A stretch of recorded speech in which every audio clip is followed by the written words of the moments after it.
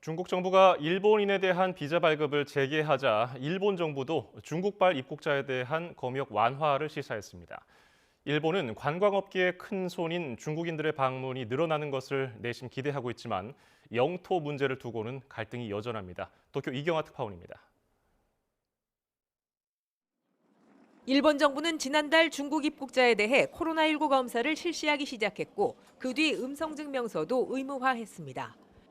코로나19가 한창 확산 중임에도 중국 정부가 위드 코로나로 방침을 바꾸자 일본에 오는 사람이 늘면서 변이 등이 유입될까 우려한 겁니다. 하지만 중국 정부가 맞대응으로 내놓은 비자 발급 중단을 풀자 일본은 검역 조치 완화를 시사했습니다. 我が国の水際対策の臨時的な措置につきましては、当面現在の措置を行いながら、中国の感染状況等を見つつ柔軟に対応していく考えであります。 일본 정부는 그동안 중국에 계속 요구해 왔다면서도 비자 발급이 다시 이뤄진 과정은 외교상 논의라며 밝히지 않았습니다.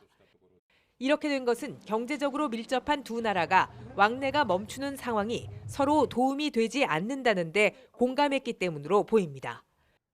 특히 일본 입장에서는 중국 입국자에 대한 검역 완화가 경기 회복과도 연결되는 문제입니다.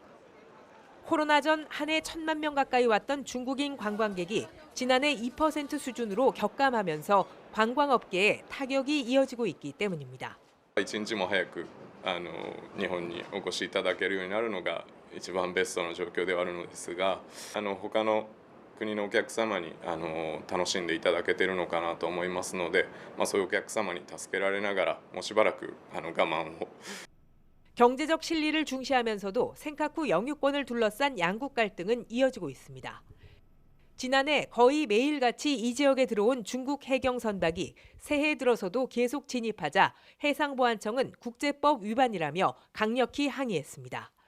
도쿄에서 YTN 이경아입니다.